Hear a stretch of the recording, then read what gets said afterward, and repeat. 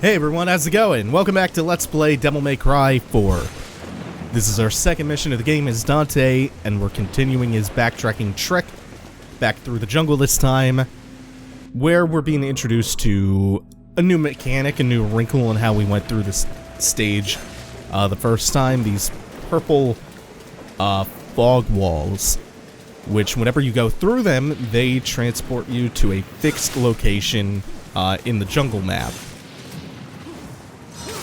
Some of them are just going to bring you back to the very beginning. Some of them are going to teleport you to a spot where you don't really need to be or want to be. And there is one fixed path through that you just have to learn. Honestly, it's kind of an annoying mechanic up until you learn what the correct path to take is. And even then, sometimes you get confuzzled. But for the last few cutscenes, we got the significant reveal that Gloria, who sucks, is actually Trish, undercover with the Order. And the last scene we got, the scene with her and Dante and Lady, who I'm so happy is back, even playable in the special edition. We got a couple of things I said I would talk about. Easter eggs in that cutscene. So first off, that's Dante's Devil May Cry office, you know, the demon hunting service he runs. There's the recurring gag in them sitting around eating pizza, which is pretty common. The coolest thing about that cutscene, the most hidden Easter egg in there, is the poster of Beowulf, the light beast from Devil May Cry 3. It's just hanging out in the back that you can see for a couple of those shots. Oh, and there's also the sword Sparta from Devil May Cry 1 hanging up in the back of the office. The blue one is, again, Nero's combat adjudicator. There is a combat adjudicator for Dante in this mission. Which, I'll just say, I really don't think this is a good mission. It's a drearier trek through the same jungle map, you know, as to be expected with backtracking, but I think this mechanic they add is pretty dumb. They don't introduce any new enemies here. You're fighting pretty minor amounts of old enemies. These were the chimera-infested assaults, which are slightly more annoying to deal with as Dante than they were as Nero because of the difference in their charge shots. The shotgun is really good for them, but this is almost the only enemy type in here. There are a couple of scarecrows, there are a couple of lone chimeras in this mission. Oh, but Trickster makes him so much more mobile than Nero, so it's kind of a wash. There's like one or two Fausts, I think, or one or two Mephistos, maybe. And then there's Echidna, again, the boss of the stage that we went through with Nero. And you've been able to hear her whispers in the beginning cutscene for the level, and here and there throughout the journey through it. So yeah, I don't think it's particularly strong. I don't think the gloomy raininess adds any kind of significant atmosphere. And that lushness is just drained out, completely desaturated. Oh, whoops. Not supposed to take that door. I think there's another purple fog wall that we were supposed to go through instead, right up on the right.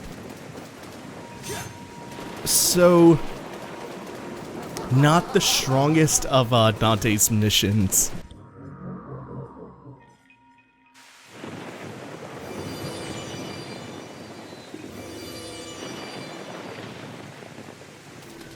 And you do have to fight a number of the assaults. There's another one in here. I think this is the room that they first got introduced in. These ones, thankfully, are not infested by the chimeras, so there's a better opportunity to just play with them. As opposed to the first room where you're really just dashing around, trying to knock them flat on their asses with a shotgun, and hoping that you don't get tagged by wow, why do I keep saying it with that affectation? the chimeras, hoping you don't get tagged by them because they have a mind of their own. They only chill out for a second. Oop, gotta get out of there. Should tag both of them. Once you knock the host body down. I know they're around here somewhere. The camera's not doing me any favors down on that ridge. Oops, that's not quite what I was looking for. That is Rebellion Combo B. I knew I was going to get clipped doing that overdrive. Pay him back for that. Oh, he was... I guess on his back he's a little bit too heavy to juggle with just one. It became a problem because of that. Man, I missed Trickster. I missed it so much. Now, having all 4 styles available at your fingertips, while it does provide a huge new degree of freedom, it also poses a new problem, which is keeping track of everything that's going on. What style that you are currently in, and switching between them on the fly is an extra little bit of dexterity required to really open the combo system up. It's so very rewarding to master, though. And that's the thing that makes going through some of the lackluster backtracking so tolerable, is getting a feel for that newfound freedom. I think I was saying last time, it's so exhilarating to have that now,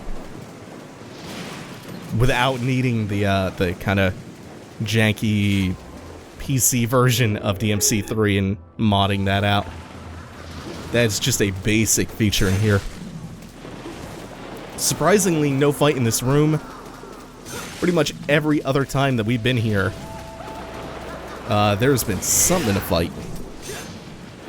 Well, there's technically something to smash, something to smack around, and it's the red Dante-only combat adjudicator, the first one that we've come across for Dante here.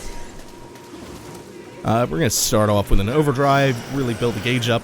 You see it only has 3 flames, meaning that we only need an A-style rank, which is really no problem to do, even with a limited double arm set. Oh man, Combo B is really nice. I like anything that leads into the million stabs. Just like Stinger. And there you go. And again, normally when you beat those, you would get a blue orb fragment. If you've beaten them once before, you just get a nice heap of red orbs. And we're back to the Lost Woods. 2 assaults to fight out here. 2 Chimera assaults. Let's DT and try to deal with them pretty efficiently. I love the shit out of this version of the Stinger. A lance straight through to the other side that you can chain back and forth.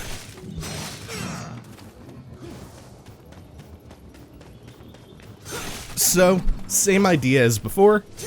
You want to look at which direction the shadow is being cast from to figure out the light source and head towards that. This is a fun one. This is the first really tricky one, because it's actually coming from behind you as soon as you enter that area. So now we're taking a right, because that's where the light source is coming from.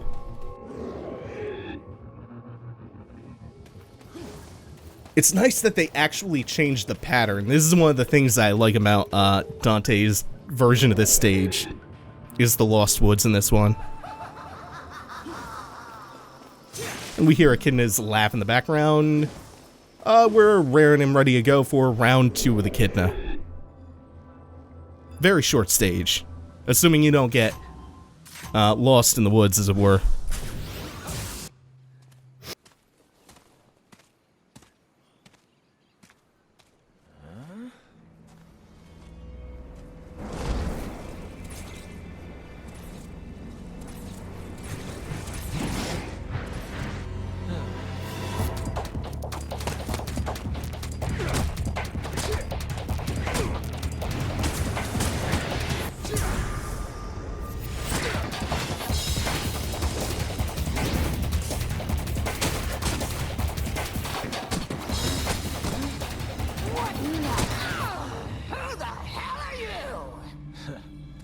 got your attention.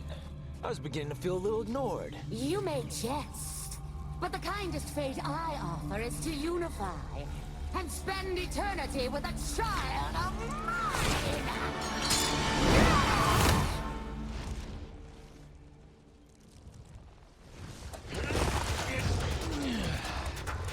As appealing as that sounds, I think I'll pass.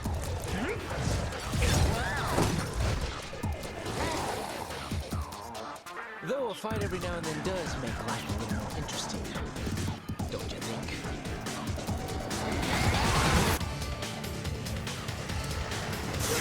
Fuck, Dante gets all of the better cutscenes compared to Nero's.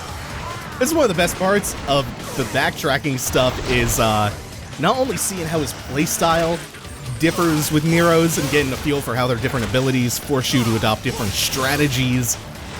Like right here, you could just buster as Nero, but you have to do a couple of things differently as Dante. Makes him feel distinct. But also just seeing his attitude and his interactions in contrast with Nero's and his swagger. It's not quite what I wanted. Ideally there, you know how Nero can do his counter busters when Echidna is charging at him?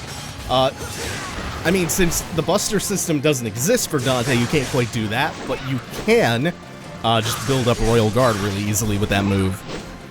She's whipping her hair back and forth. It's also a nice opportunity to jump cancel if she behaves herself. Ah, man. It was a little bit too close to her when I was on the floor. Recovering from the jump. Oh, and we have one of her children ruining my chance to get the nice, fully charged up overdrive straight in. We still got it. That's gonna deal with the kid. Looks like, yep, good. So everything comes in handy here. You can even utilize Gunslinger to an extent. I really prefer Swordmaster, Royal Guard, and Trickster for this one. The thing about Royal Guard that makes it so strong, especially for this fight, and in general, to be honest, is you can do Royal Guard in the air. And it helps you hedge your bets a little bit to get the timing down, because you have those invincibility frames while you're in midair. So if you jump and do Royal Guard at the same time, right before an attack, you're either going to completely dodge the attack with the invincibility frames of the jump, or, better yet, if you time it well enough, you'll get the perfect guard. The just frame Royal Guard parry. Oh, she's now in her enraged state.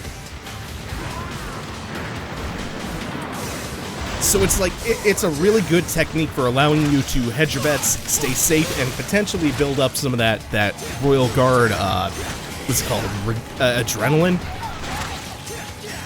Oh, I can't destroy the eggs. Forgot about that. I have to wait till the Chimera hatches. Again, something we really didn't have to worry about whatsoever. That's a nice build-up. With Nero, because he could just bust her. Whereas Dante just gets to lay straight into her while she's stunned. Nero would have been able to bust her, but you can see there's plenty of damage here. Oh shit, I'm in Trickster. Meant to be in Swordmaster. My forest! My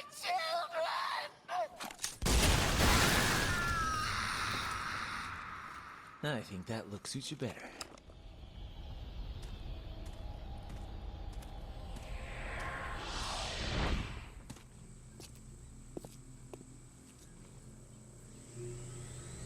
One down.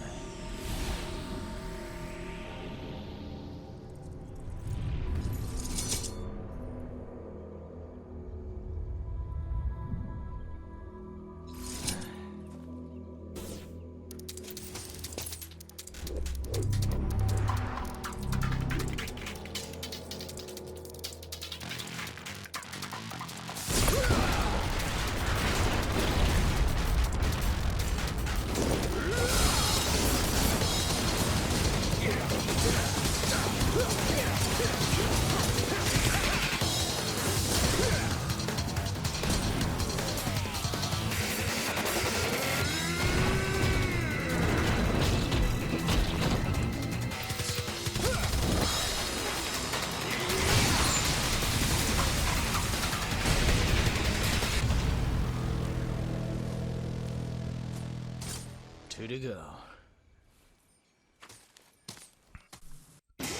Told you he gets all the better cutscenes.